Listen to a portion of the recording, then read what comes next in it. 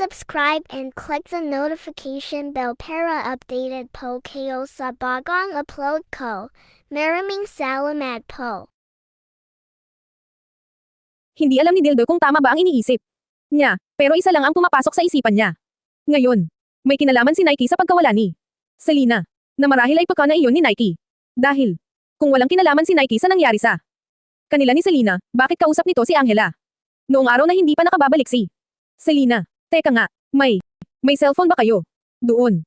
Tanong ni Dilda sabay kagatlabi. Umiling si Selena. Wala kaming cellphone. Doon. Kaming dalawa lang ang nandoon na. Nakakulong sa magandang kwarto. Actually, maganda ang bahay na nandoon. Parang malayo. Nga ito sa syudad eh. Pang probinsya kasi puno. Puno at mga palayan ang nadadaanan namin. Noon, basta. Parang nasa probinsya kami dinala. Ni Nike. Wala namang masamang ginawa sa akin. Ang mga lalaki. Pero si Nike ay palagi nilang inilalabas sa kwarto. Ang sabi sa akin ni Nike. Shine check daw ng mga lalaki kung healthy daw. Ba siya? Nakakaloka nga eh dahil masasarap na pagkain ang inihahanda sa amin doon. Naakala mo, bisita kami doon na pinakakain ng masasarap. Napalunok ng laway si Dilda dahil sa sinabing iyon ni Selena. Mas lalong lumakas ang kutob niya na baka nga pagka na lang ni Nike ang lahat. Na dahil sa mahal na mahal nito si Selena. Gumawa ito ng palabas para makasama at masolo si Selena. Malakas ang kutob ko na pagka na lang lahat ni Nike ang nangyari sa kanila. Dahil nakapagtataka naman na walang ginawa ang mga lalaking kumuha sa kanila ng arana. Iyon. At isa pa, bakit nakakulong lang sila sa kwarto tapos pinakakain pa sila ng masasarap? Hindi ba't kalimitan sa mga ganoon ay hindi pinapakain? Ginugutom pa nga. Nahihiwagaan ako sa ang malaman para mabalon ko si Selena at may layo sa kanya. Para sa kanilang graduation. Bigla na lamang sumulpot. Sa kanilang harapan si Nike na ikinagulat nilang magkaibigan. Nike. Gulat na sambit ni Selena. Pilit na ngumiti si Nike. Selena. Pinagmas Nike. Mayroong itong sugat sa gilid ng labi at mayroon ding sugat sa bandang mata nito. Mas nagpabugbog talaga si Nike o. Kung ano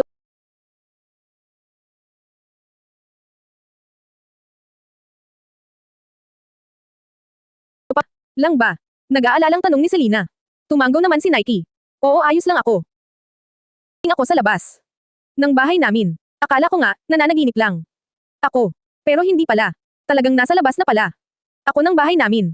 Namilog ang mata ni Selena. Parehas tayong dalawa. Nagising na lang ako na nasa labas na ako ng bahay ni Daddy. Sigulat din ako kung bakit nandoon na ako. Ano kayang nangyari? Bakit kaya ibinalik tayo ng mga kidnapper? Anong pumasok sa isip nila para gawin yun? Parang kinulong lang nila tayo sa bahay na yun. Para pakainin ng masarap eh, sabi naman ni Selena sabay kamot sa ulo. Bamantong hininga si Nike. Hindi ko rin alam kung bakit nila tayo ibinalik sa mga bahay natin. Kaya nga nagtataka rin ako. Pero huwag mo nang isipin pa iyon. Ang mahalaga ay ligtas tayong nakabalik sa mga bahay natin. Wika ni Nike sabay ngiti. Ngumiti na rin si Selena. Habang si Dilda naman ay nakatingin lang sa kanila. At ang bawat salitang binibitawan ni Nike ay talaga namang pinakikinggan ni Dilda. Sa bagay tama ka. Ito ngang si Dilda eh. Talagang napaiyak nang makita ako, sabi ni Selena sabay belang kay Dilda. Tumingin si Nike kay Dilda kaya bahagyang nabigla si Dilda kasabay ng pekeng pagngiti. Napaiyak ka raw? Nakangiting tanong ni Nike kay Dilda. Kumamo ng ulo si Dilda sabay tango. Ay oo. Kasi syempre, kinabahan ako ng sobra. Alala akong talaga para kay Selena. Siguro kahit sinong kaibigan naman ay mag-aalala talaga kapag nasa panganib ang kaibigan niya. Tumanggaw tango naman si Nike. Sa bagay. Tama ka. Kaya nga habang nandoon kami, talagang binantayan ko ng maigi si Selena. Dahil baka may gawing masama sa kanya ang mga kumuha sa amin. Na naisip kong mabuti na lang dinat ako ang nakasama niya doon. Dahil talagang gagawin ko ang lahat para maprotektahan siya. Kaya masaya ako na ako ang nakasama niya doon. Umangat ang kilay ni Dilda. Siyang naguluhan sa sinabing iyon ni Nike. Masaya bakit siya masaya? Dahil nasolo. Sana lang talaga ay hindi na maulit pa iyon. Dahil talagang natakot ako ng sobra. Naakala ko hindi na biglang sabi naman si Nike.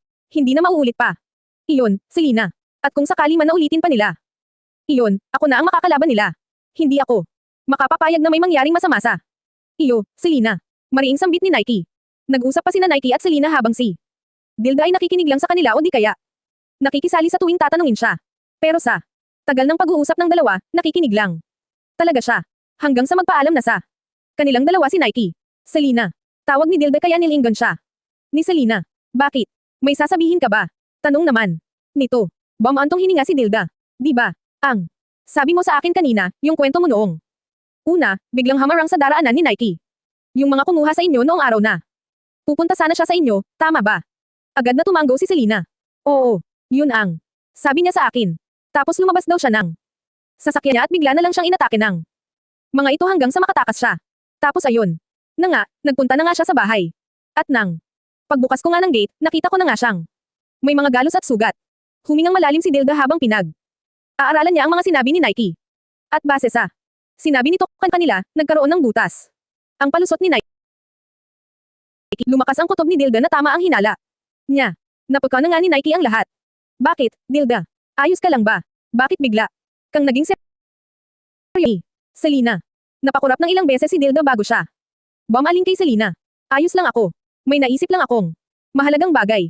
Pero may ba tayo? Matagal. Muna ba talagang kilala si Nike? Kasi di ba? Kailan lang tayo naging magkaibigan eh? Tanong ni Dilda. Tumanggaw si Selena. Oo, matagal na. Kasi nga, magkababata kami eh. Palagi kaming naglalaro. Noong mga bata pa kami. Siya ang palagi kong kasama kapag busy si Daddy. Mabait bang talaga siya? Kumbaga, kilala. Muna ba talaga siya? Ang buong pagkatao niya. Oo naman. Sa tagal ba naming magkasama? Wala siyang ibang ginawa sa akin kundi ang protektahan ako. At bantayan ako. Bakit mo pala? Naitanong. Takang sabi ni Selena. Humingang malalim si Dilda. Wala lang. Nahihiwagaan lang ako sa pagkatao niya. Nagising na lang din siya kagaya mo, na nasa labas na lang din siya ng bahay nila. E paano? Nalaman ng mga kidnapper ang bahay nila. E di, ba, hamarang lang naman ang mga ito sa daraanan niya. Hindi nagpunta ang mga ito sa bahay nila. Biglang natahimik si Selena sa sinabing iyon. Ni Dilda. Teka, oo nga no. Paano nga pala? Nalaman ng mga lalaking kumuha sa amin ang bahay niya. Seryosong tumingin sa kanya si Dilda. Selena, pasensya na pero hindi maganda ang kutob ko sa lalaking iyon. At sa tingin ko nga, pagka na niya ang nangyari sa inyong dalawa para lang makasama ka. Nakatulala sa kisame si Selena at saka iniisip ang sinabi sa kanya ni Dilda. At habang iisip siya, naalala niya ang mga naganap sa kanila doon sa kwartong pinagkulungan nila. Kung saan mas napapadalas ang paglabas-labas ni Nike sa kwartong hindi kaya. Kapag lumalabas siya, uusapan nila ako. Bulong ni Selena sa kanyang sarili. Napatingin si Selena sa kanyang tabi kong saan tulog na tulog. Katatapos lang kasi nila ng malalang bakbakan kung saan napagod silang dalawa. Habang si Selena ay hindi nakatulog dahil iniisip niya ang sinabi ni Dilda. Baby, bakit hindi ka pa sleep? Malambing. Nasabi ni Sian. Ngumiti naman si Selena. Hindi pa ako makatulog. Kaya nakatulala muna ako at nagmumuni-muni para makatulog na rin. Hinaplos ni Sian ang mukha ni Selena at saka tipid na ngumiti. Sa isip niya, hanggang ngayon ay hindi pa rin siya makapaniwala na kasama na niyang muli ang kanyang asawa. Bakit? Anong mayroon at titig na titig ka sa akin? Nakangising sabi ni Selena. Sumili ang ngiti sa labi ni Sian. Hindi lang ako makapaniwala na sa akin ka na. Dati kasi, tamang selos lang ako sa isang tabi. Na, nagpapantasyang mapa sa akin ka. Pero ngayon, hindi na. Dahil asawa na kita. Humadjakik si Selena. Ikaw naman kasi eh. Ang bagal mo masyado. Dapat umariba ka agad. Hindi yung tamang selos ka lang dyan sa gilid. Ngumisi naman si Sian. Akala ko kasi eh. Hindi mo ako magugustuhan kasi nga diba? Medyo girang na ako. Nag-alangan ako na ipakita sa iyo na may gusto ako sa iyo. Ewan ko. Bakong bakit bigla na lang akong naakit sa iyo. Natawa naman si Selena dahil sa sinabing iyon ni Sian. Anong medyo girang? Hindi ka naman talaga girang. Oo, sabihin na natin. Matanda ka na nga talaga kung tutuusin para sa akin pero wala naman akong pakialam doon. At saka sa totoo nga lang inaakit talaga ako sa iyo. Noon. Kasi isipin mo sa edad mong yan, ang yummy mo pa rin. Para ka lang teenager. Ang ibang lalaki kasi sa ganiyang edad eh. Mapapangit. Malalaki na ang tiyan tapos mukha ng haggard. Tumawa naman si Sian at saka kinilig sa sinabing iyon ni Selena. Talaga, mukha pa rin. Akong masarap kahit na matanda na ako. Tumanggaw naman si Selena. Oo nga, ang sarap-sarap mo pa rin tingnan. Iba ang dating mo. Daddy na yummy ka. Kaya lalo na nunang nakita ko yung halaga mo. Nang nag-J4 Jol 4K0L ka. Mas lalo akong naakit sa iyo. Namilog erig mata ni Sian. Ha, nakita mo. Ako na nagsasarili. Mabilis na tumanggaw si Selena. Oo, hindi ko naman kasi sinasadya. Napasilap lang ako sa kwarto mo tapos ayon. Nakita ko nga, hanggang sa hindi na ako makatulog kakaisip doon sa alaga mo. Nakangising humor ko ang kilay ni Sian. At, bakit mo naman iniisip? Bakit hindi ka pa makatulog ka iisip? Tanong ni Sian kay Selena. Hama ba ang nguso ni Selena? Wala lang. Talagang naiisip ko lang siya. Kasi ano eh, ang Cute niyang tingnan. Tumawa ng malakas si Sian. Paanong ang? Cute tingnan. Basta ang cute niyang tingnan. Kulay pink. Siya tapos ang laki pa. Ang haba. Alam mo iyon. Basta para sa akin ang cute niyang tingnan sa. Masasabi ko. Mata ko. Iyon na lang ang. Natatawang sanbit ni Selena. Okay. Okay kaya mo pala siya naiisip dahil. Cute. What the heck, wika ni Sian sabay tawang. Muli. Siguro yun ang dahilan kaya naisip ko siya. Tapos parang, na ako. Kaya sinod 0T. Ko ang aking kipay, diretsahang sabi ni. Selena. Hindi napigil ang humagalpak ng tawa ni. Sian dahil sa sinabing iyon ni Selena. Pasaway. Ka, baby. Bakit mo naman sinundot? Kasi nga naakit nga ako. Null 1 biug 4N nga. Naiisip ko talaga ang alaga mo kahit ayokong. Isipin. Ang laki ba naman kasi ng alaga mo kaya? Hindi mawala sa isipan ko, nakangusong sabi ni. Selena. Natatawang niyakap ni Sian si Selena.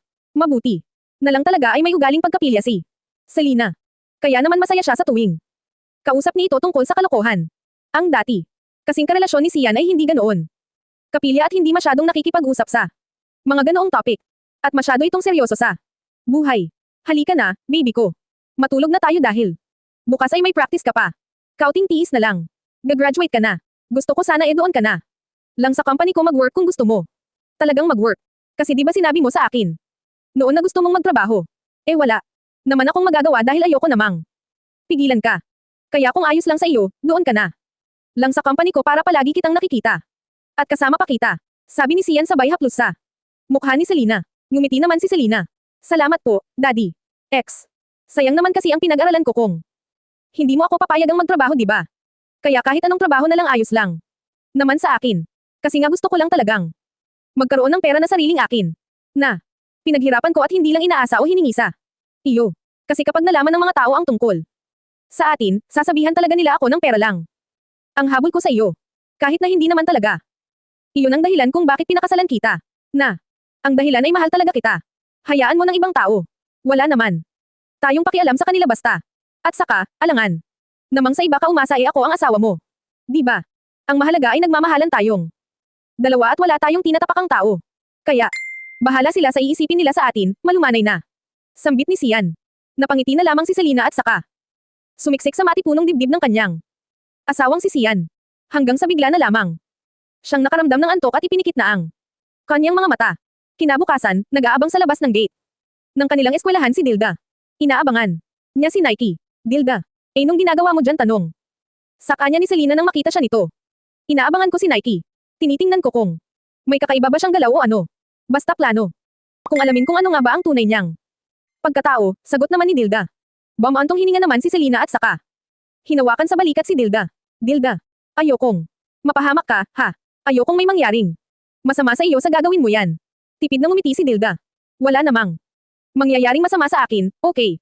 At saka mag-iingat ako kasi gusto ko talagang malaman kung isa ba talaga siyang normal na tao.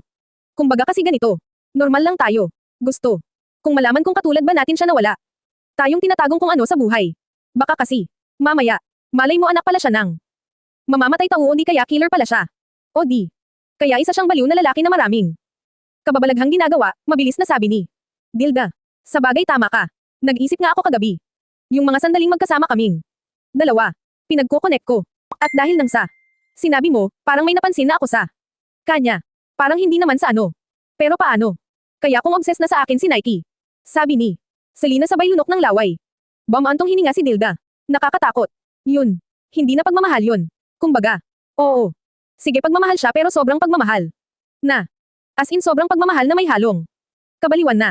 Yung tipong gumagawa ng kasamaan ng taong obsessed sa isang taong mahal na mahal niya.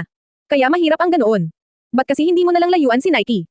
Para naman matigil na ang kahibangan niya. Baka nga mamaya kung ano-ano na ang iniisip ng lalaking yan. Na baka iniisip niya na may chance pa siyang maaga ka kay Sian. Kaya ang mabuti patalaga ay layuan mo na ang lalaking yan. Gusto ko naman talaga siyang layuan eh. Kaso hindi naman ganun kadali dahil may pinagsamahan din kami. Kaya nga ang ginagawa ko edi nadahan-dahan ko at pinangalandakan ko talaga sa kanya na si Sian ang mahal ko, sabi naman ni Selena. Ngumiti si Dilda. Tama yan Selena. Ipalandakan mo talaga sa kanya lalo pat sa tingin ko ay baliw na baliw talaga sa iyo ang lalaking yun. Kasi isipin mo, ha?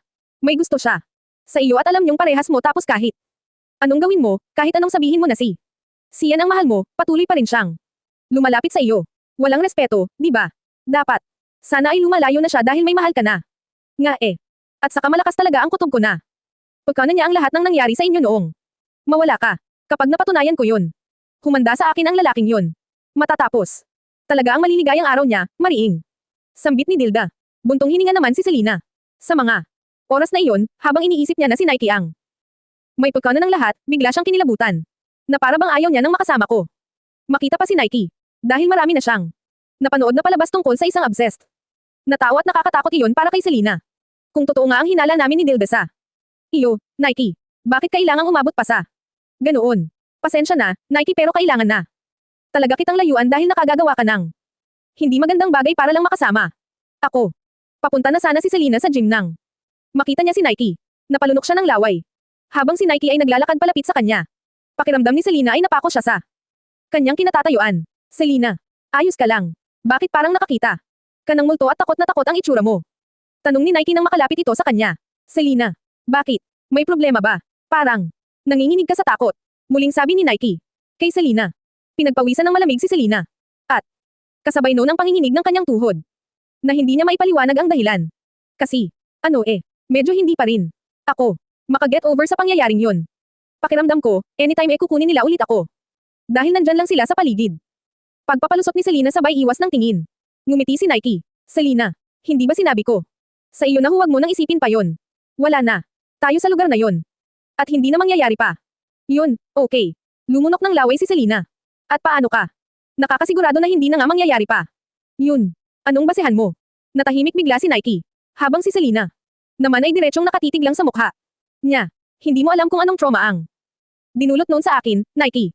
Kaya hindi ko maiwasang matakot o mangamba na pakiramdam ko ay nasa paligid lang sila at handa akong kunin. Natatakot ako na baka balikan nila ako. Kaya hindi ko maiwasang matakot ng sobra. Oo, madaling sabihin na kumalma lang ako at huwag isipin yun, pero hindi ko maiwasang hindi isipin. Kaya hindi mo ako masisisi kung yun ang nararamdaman ko, maramdaming sabi ni Selena. Tinikom ni Nike ang kanyang bibig sabay tingin sa ibang direksyon, habang si Selena naman ay pilit na pinakakalma ang sarili at maging casual lorn ang kanyang galaw. Dahil ang mga sinabi niya kanina ay pag-arte lang. I'm sorry, Selena. Sambit ni Nike sabay yuko. Humingang malalim si Selena. Okay, fine. Maiwan na muna kita dahil may klase pa ako. Sabi ni Selena sabay alis. Habang si Nike naman ay nakasunod lang ng tingin kay Selena. At si Dilda naman ay umalis na rin mula sa kanyang pwesto, pero nagtago lang siya sa isang tabi upang pagmasdan sa kalayuan mula sa pwesto niya si Nike. Humingang malalim si Nike bago naglakad paalis, at pagkatapos ay lumabas si Dilda sa pinagtataguan niya at saka sinundan si Nike. Nagtungo si Nike sa likod ng malaking building sa kanilang eskwelahan kung saan walang tao. Doon na nagpupunta. Madalas lang yung tambayan ng mga estudyanteng naninigarilyo. Kinuha ni Nike ang kanyang cellphone at pagkatapos ay may tinawagan siya. Habang si Dilda naman ay kinuha rin ang kanyang cellphone upang videohan si Nike. Vincent, sa susunod ay huwag na nating uulitin ang plano mo. Nato-trauma siya. Kita ko ang takot sa mga mata niya. At ayokong mangyari pa ulit yun na nakikita ko siyang natatakot. Sige na, sambit ni Nike bago ibinaba ang tawag. Namilog naman ang mata ni Dilda at saka kaagad na itinago ang kanyang cellphone. Sino ang tinutukoy niya na natatakot? Si Selena ba? At sino yung Vincent? Ang taong kasabwat niya sa pagkanan niya. Paalis na sana si Dilda nang makita si Angela.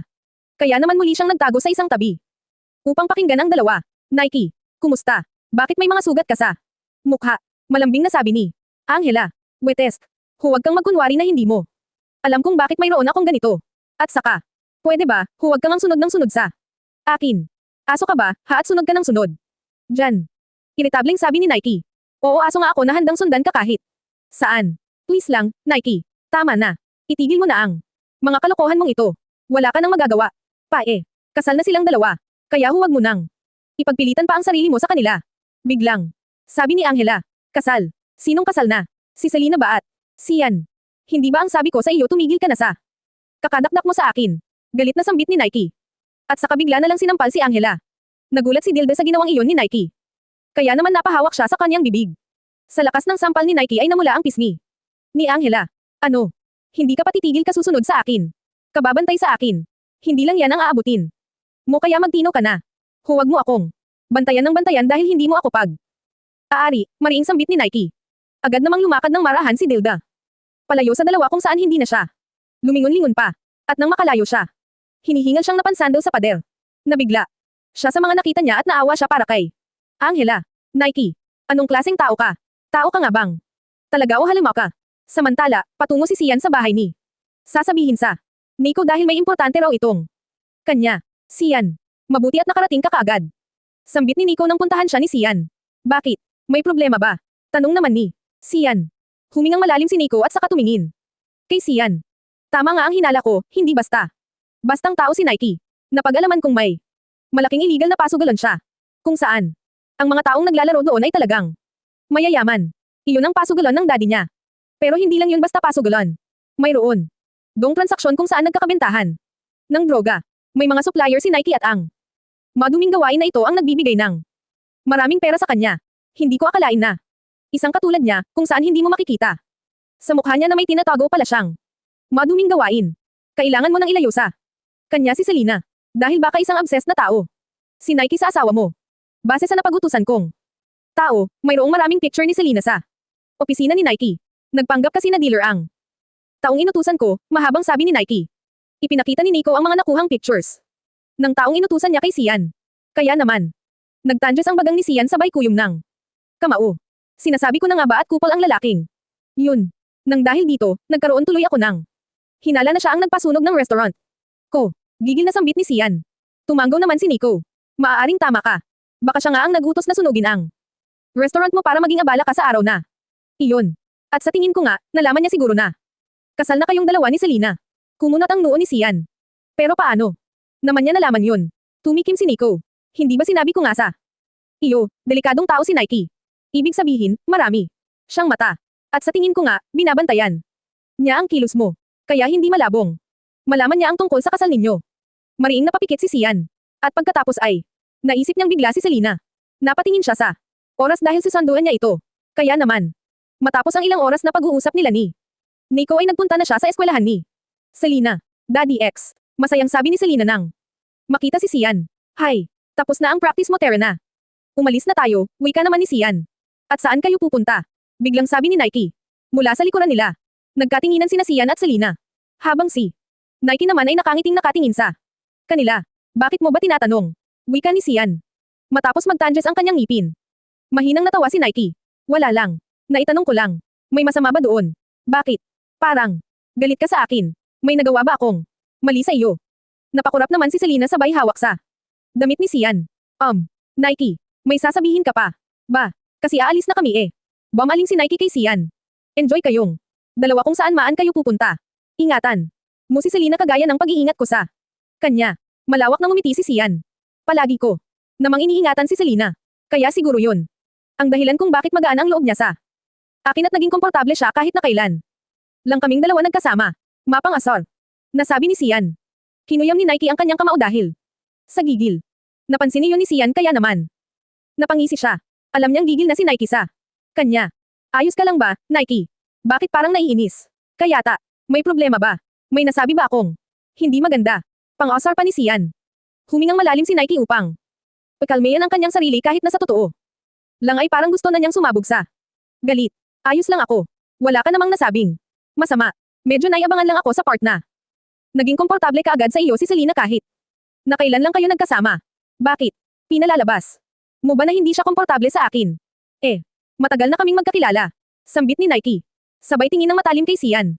Nike, hindi naman sa ganoon ang ibig sabihin ni Sian. Please lang, sana hindi mo mas amain, biglang singit ni Selena. Ngumiti naman si Nike nang bumaling siya kay Selena. Hindi ko naman mima masama. Parang iba lang kasi ang dating. Parang ang yabang, baka sa boses ni Nike ang gigil. Matapos niyang sabihin iyon. Habang si Sian naman ay gusto nang matawa sa itsura ni Nike.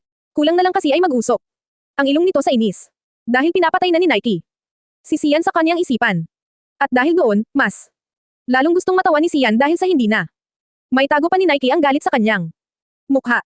Habang si Selena naman ay kinakabahan na sa titigan na nakakatakot ng dalawang lalaki. Ano ka na ngayon, Nike? Nasasaktan ka ba sa mga sinasabi ko? Bagay lang sa iyo yan dahil masyado kang umaasa na magagawa mong maaga sa akin si Selena. Ako ang mahal niya at hindi ikaw. Kaya hanggang tuno ka na lang kay Selena. Wala akong ibang ibig sabihin. Kung para sa iyo hindi maganda ang sinabi ko, wala na ako. Doon. Hindi ko nakasalanan yun. Basta ako. Masaya ako dahil kasama ko araw-araw ang Babaeng mahal ko, sambit ni Sian sabay ngiti. Nang malawak. Halos mabasag na ang mukha ng lalaking ka.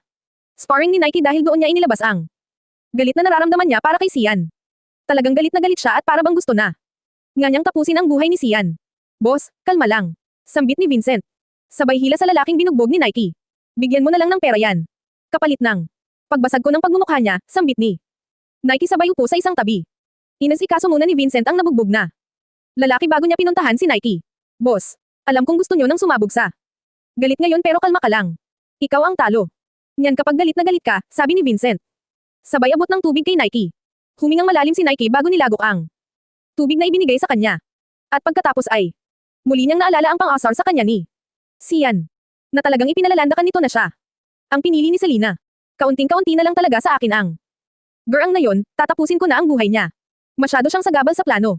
Ang sarap. Niyang tirisin na parang kuto, gigil na sabi ni Nike, boss, kung ako sa iyo, maghanap ka na lang ng babaeng babalingan mo nang nararamdaman mo, sambit ni Vincent. Marahang umiling si Nike. Hindi ganoon. Kadali yon. Mahal na mahal ko si Selena na. Tipong sa panaginip ko na nga lang siya. Naangkin. Bamantong hininga si Vincent. Eh ano nga? Kung gagawin mo boss kung ayaw niya nga pusa. Iyo. Kasi kung hindi naman niya mahal si Sian, hindi siya magpapakasal sa lalaking yun. Pero, kung sakali boss na hindi mo mabaling sa ibang babae ang gusto mo, baka doon sa binabae. Kumunat ang noo ni Nike. Ha? Anong big mong salbihin? Sa bakla.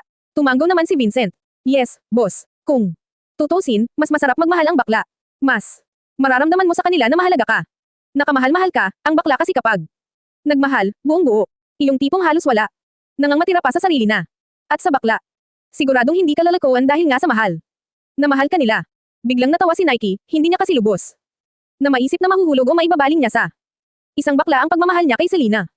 Dahil lalaking lalaki siya, na talagang babae lang ang gusto niya. Malabong mangyari yon.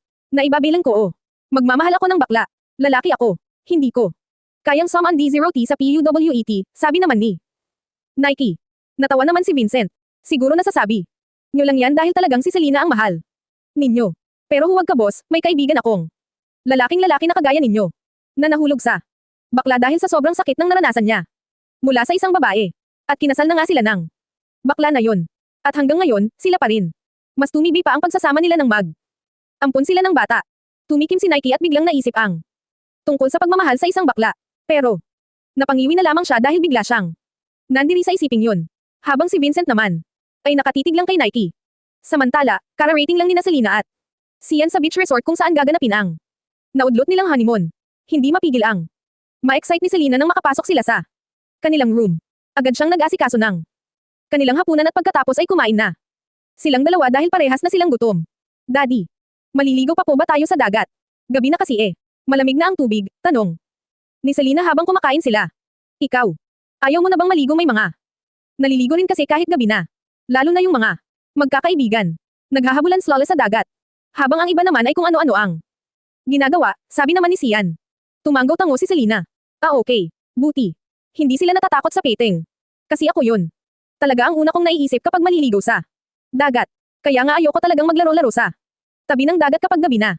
Baka kasi may biglang lumitaw na peteng tapos kagatin ako. Syempre, hindi ko naman makikita dahil Madeline, seryosong sabi ni Selena. Hindi naman mapigil ang matawa ni Sian. Dahil sa sinabing yun ni Selena.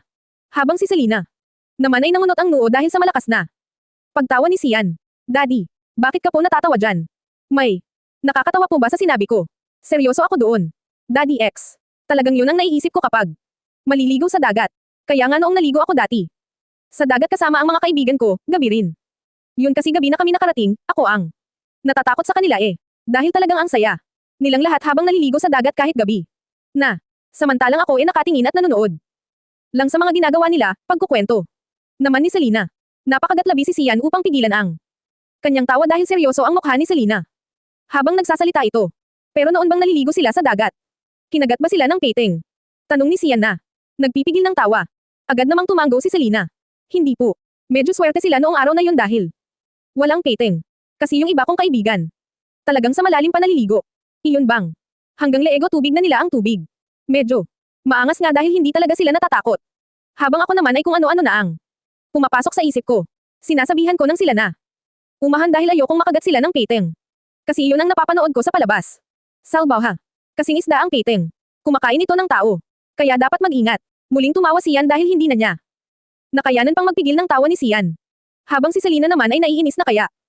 Hinampis niya si Sian sa braso, at si Sian naman ay hinawakan sa kamay si Selena. Daddy ano ba? Bakit ka po ba tawa ng tawa dyan? May nakakatawa po ba sa sinabi ko? Seryoso ako doon.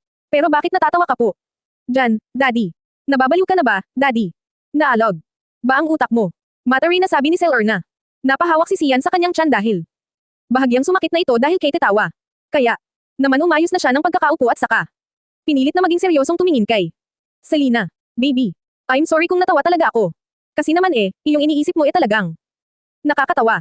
Wala namang piteng sa dagat lalo na dito sa Pinas. Baka sa ibang bansa marami. Dito walang piteng kahit maligo ka pa buong magdamag sa dagat. Kaya nga hindi nakagat ang mga kaibigan mo dahil walang piteng. Kaya huwag kang matakot na maligo sa dagat kapag gabi, okay. Seryosong sabi ni Sian. Hama ba naman ang nguso ni Selena? Basta. Natatakot talaga akong maligo sa dagat. Lalo na kapag gabi. At saka ang lamig kaya. Mahinang tumawa si Sian. Okay sige. Bukas na tayo maligo. Sa ngayon, maglakad-lakad na lang tayo sa dalampasigan at damhin ang sariwang hangin. Masarap kasing maglakad. Lakad sa dalampasigan. Maraming magkasintahan o mag-asawa ang ginagawa iyon. Habang nag-uusap sila ng kung ano-ano. Tapos, kapag may nakita tayong pagkain, bili na tayo. Kaya magdadala tayo ng pera. Ngumiti naman si Selena. Okay sige po. Daddy, maglakad na lang tayo sa labas. Kaya, bilasan mo na pong kumain dyan. Tumanggaw naman si Sian at saka nagpatuloy na sa pagkain. Makalipas lang ang ilang minuto ay natapos na silang kumain dalawa. Nagtulungan silang dalawa sa pagliligpit ng pinagkainan nila bago sila lumabas upang maglakad-lakad. Napapikit si Selena nang dumampi sa kanyang balat ang malamig na sariwang hangin. Maraming tao ang naglalakad sa dalampasigan. Maliwanag naman kasi ang paligid dahil maraming ilaw sa bawat puno na makatayo doon. May mga kainan din sa paligid kaya naman. Bumili muna ng shake si Selena. Ang sarap ng mango shake nila. Talagang fresh mango ang ginamit. Nakangiting sabi ni Selena. Oo talagang fresh. Mas okay na kasi yun. Kaysa sa powdered flavor. Iba pa rin kapag totoong prutas ang ginawa, sabi naman ni Sian. Muli silang naglakad-lakad. Pinalilibot ni Selena ang kanyang paningin sa bawat daraanan nila. Hindi na nga nila napansin na medyo malayo na sila sa kanilang cottage room dahil talagang nag-enjoy si Selena sa paglalakad. Daddy, balik na po tayo doon sa room natin. Medyo nakakatakot na dito. Nasa dulo na yata tayo ng resort sambit ni Selena nang makarating sila sa dulo ng resort kung saan madilim na sa parteng iyon. Hindi siya pinakinggan ni Sian. Sa halip ay nagpatuloy pa rin ito sa paglalakad kaya naman kinalabot na siya ni Selena. Daddy, ayoko na po dito. Bumalik na tayo sa room natin. Baka mamaya mengkanto pa tayo dito, kinakabahang sabi ni Selena. Ngumisi naman si Sian. Walang engkanto dito, baby. Pero pwede kita ditong mengkant zero tea. Namilog naman ang mata ni Selena. Daddy, naman. Ayoko. Doon na lang tayo sa room. Tara. Na. Hinayla ni Selena si Sian pero hindi niya ito mahayla. Bagkus ay siya pa ang nahila ni Sian at saka mas dinala pa sa dulong parte ng resort. Kung saan nagtungo sila sa malaking bato doon. Isinandal ni Sian si Selena sa bato at saka natawa. Nang mahina. Hubad ka na, baby ko. Para mabayo na kita. Nang sagad. Sambit ni Sian sabay siyal ng halik kay Selena. Hindi na nakatanggi pa o nakalaban si Selena. Dahil nalunod na siya sa mainit na halik ni Sian. Madilim sa kinaroroonan nila ngayon dahil dulo na ito ng resort kung saan may malaking bato. Doon. Tanging ang liwanag ng buwan ang nagbibigay ilaw sa paligid kaya naman naaaninag lang nila ang isa't isa. Gumapang ang kamay ni Sian sa malusog na dibdib ni Selena at sa kanya ito marahang hinaplos. Walang tao sa kinaroroonan nila kaya naman todo galaw na si Sian. Lumalim ang halik niya kay Selena dahil talagang nag-iinit na siya. Naninigas at nabubuhay na ang kanyang alaga. Impit na ungol ni Selena nang maghiwalay ang kanilang labi. Hinalikan ni Sian sa pisngi si Selena patungo sa tainga, pababa sa leeg nito. Habang ang kamay naman ni Selena ay hinahaplos ang malapad na likod ni Sian sabay haplos din sa matigas nitong dibdib. Dahan-daang tinanggal ni Sian ang suot na pangtaas ni Selena at pagkatapos ay bumaba ang halik niya sa pagitan ng dalawang bundok ni Selena. Oh daddy. Yes. Nakapikit na sambit ni Selena habang hinahaplos ang buhok ni Sian. Mag-init lalo si Sian. Naging agresibo tuloy si Sian. Daddy. Mahinang yuzal ni Selena. Sabay hawak sa ulo ni Sian.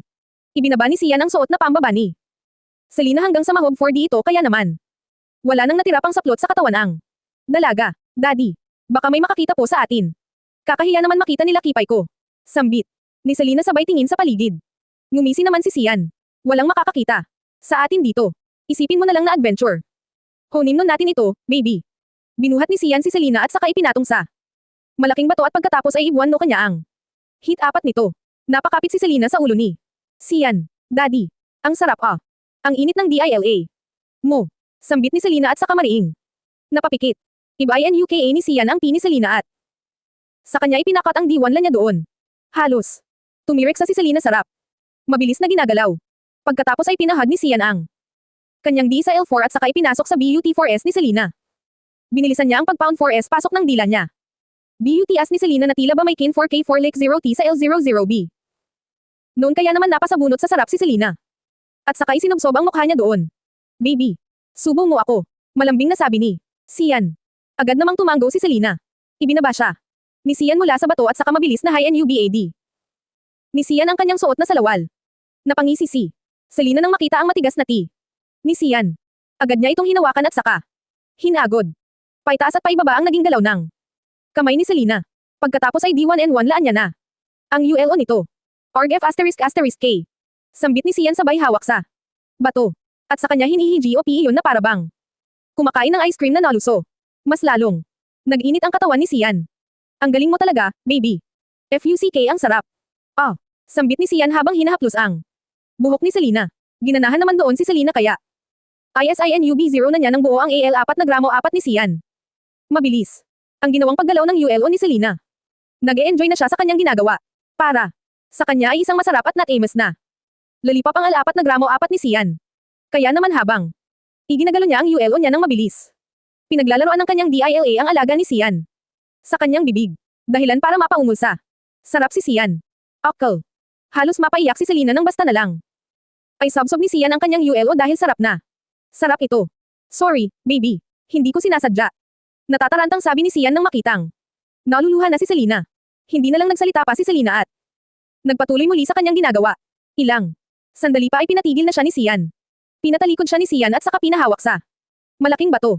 Pagkatapos ay marahang ipinasok ni Sian ang kanyang card 4D4 sa basang pini Selena. Daddy, sambit ni Selena nang Mape 4S0K ng SAG 4D ni Sian ang kanyang L4 gasa. Loob ni Selena. Mahigpit ba kumapit si Selena sa malaking bato habang si Sian naman ay marahang Bomb 4B4Y0 sa likuran niya. Mabagal ngunit isinasagad ni Sian ang kanyang tisa. Loob ni Selena. Damn, baby. Ang sikip ng ang init, bulong ni Sian sa tainga ni Selena. Habang mabagal niya itong B1N4B4Y0. Hinawakan ni Sian ang magkabilang DIBD1B ni Selena at saka mabilis na binayo ito. Nagulat naman si Selena sa biglang pagbilis ng PAGB4Y0 ni Sian sa kanyang likuran kaya naman napakapit siya ng maigi sa bato. Masarap ba, baby? Tanong ni Sian. Agad namang tumanggo si Selena. Yes. Daddy. Daddy. Ang bilis mong. BUMAYO. Napangisi naman si Sian at saka nagpatuloy sa mabilis niyang pagbayo habang pinaglalaroan ng kanyang kamay ang DIBDIB ni Selena. Ilang sandali pa ay HINUGOT niya ang kanyang ALAGA at sa kanya iniharap si Selena sa kanya. Isinabit niya ang isang binti ni Selena sa kanyang balakang bago niya ipinasok ang kanyang ALAGA sa bakana nito. Pagkatapos ay mabilis siyang BUMAYO sa harapan ni Selena dahilan para mapakapit sa kanya si Selena. Daddy. Malakas na ungol ni Selena dahil sa sarap na kanyang nararamdaman. Akin ka lang, Selena. Akin ka lang. Nang gigigil na sambit ni Sian sabay kagat. Labi. Kumawala ang mahinang ungol sa bibig ni Selena.